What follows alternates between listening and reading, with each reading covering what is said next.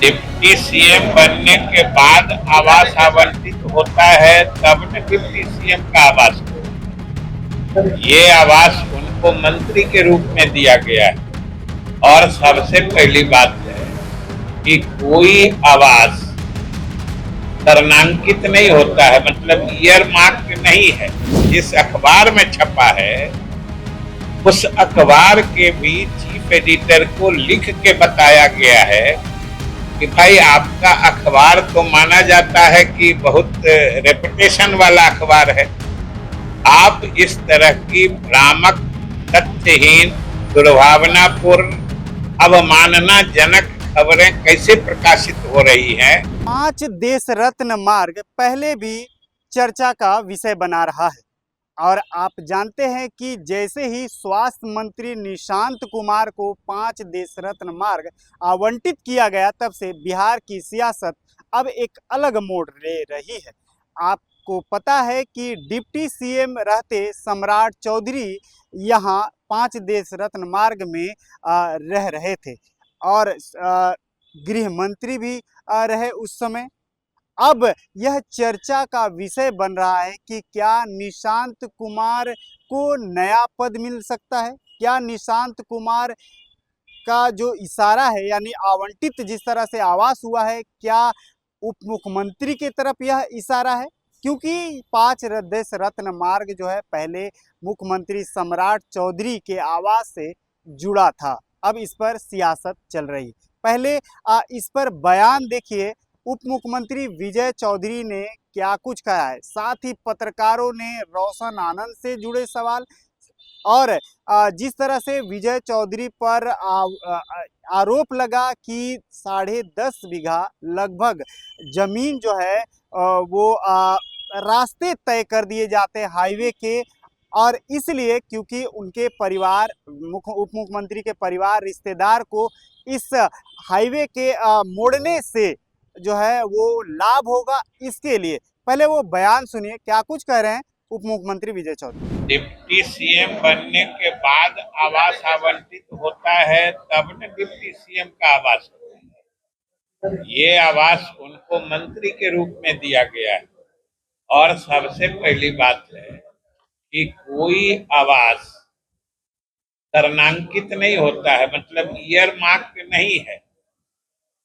जैसे हम deputy CM हैं, हम उसी आवास में रह रहे हैं जिसमें जब सिर्फ मंत्री थे तब रहते थे। आप लोग इससे काहे कंफ्यूज कर रहे हैं, बताइए।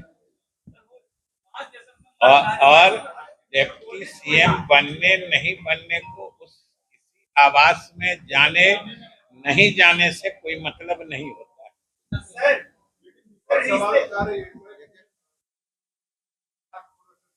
आए?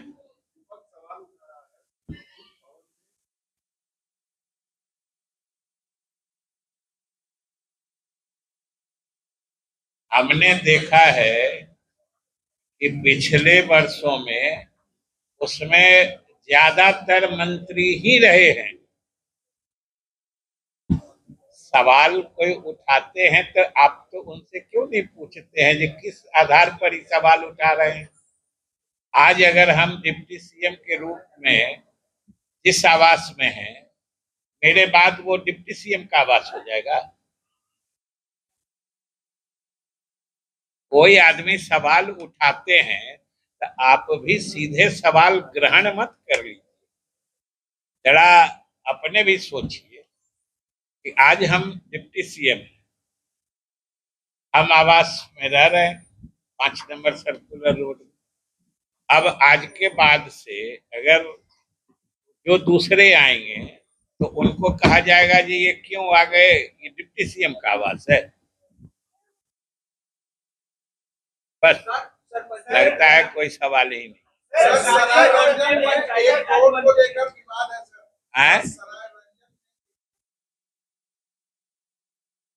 उसमें उसमें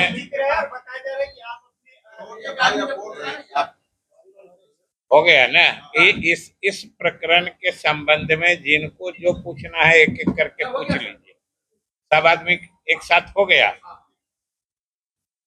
जो सड़क बन रही है पटना पूर्णिया एक्सप्रेसवे, उस पर एक स्थानीय अंग्रेजी दैनिक में कल एक समाचार छपा था कि उसमें उसके मार्ग को परिवर्तित कर दिया गया है।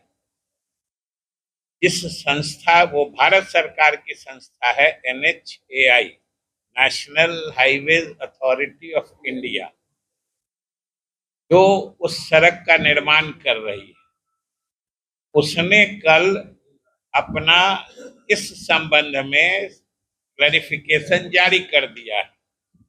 उसने कहा है कि जिस किसी ने ये समाचार को लिखा है वो बिल्कुल असत्य है, अवमाननाजनक है, दुर्भावनापूर्ण है।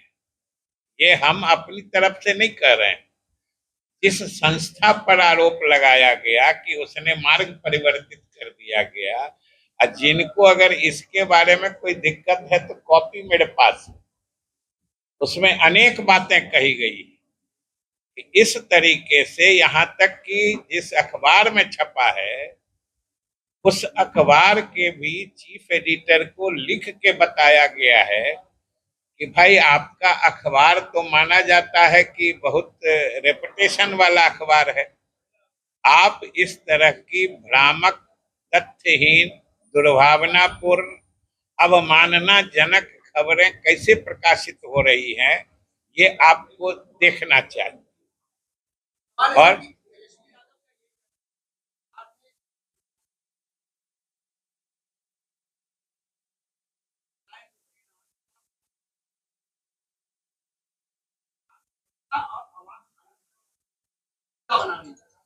वो मामला भी तो अब पीछे चला गया, वो मामला तो कब का खत्म हो गया।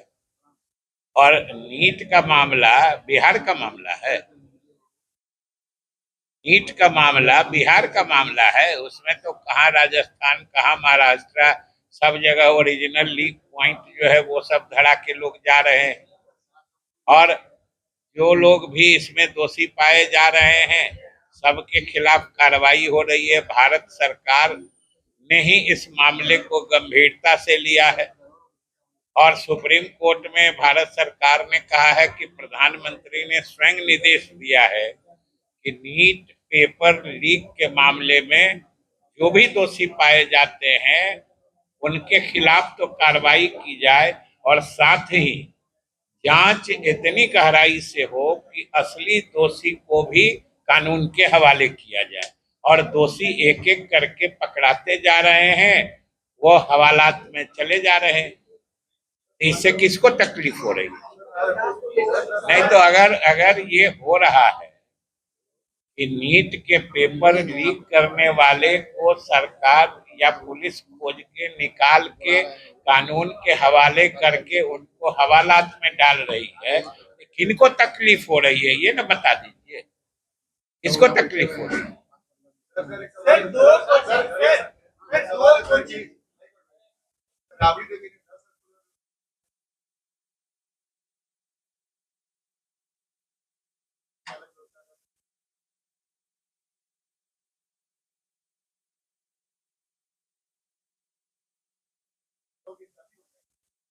ये हमने पहले भी कहा था कि आवास का मामला भवन निर्माण देखता है और वो इस प्रदेश की स्वयं मुख्यमंत्री रही, इसलिए सरकार के हर मंत्री या हर पदासीन व्यक्ति को सरकार के जो नियम कानून है उसके हिसाब से चलना चाहिए।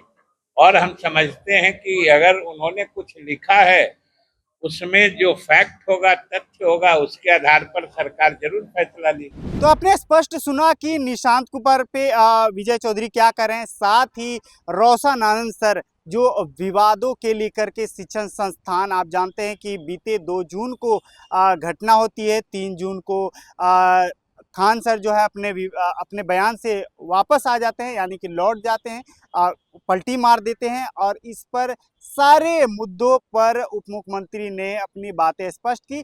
आप हमारे साथ बने रहें, हम आपको आगे आने वाले वीडियो में बताएंगे कि आगे क्या कुछ इस पर बातें आई हैं, क्या कुछ अपडेट है। धन्यवाद।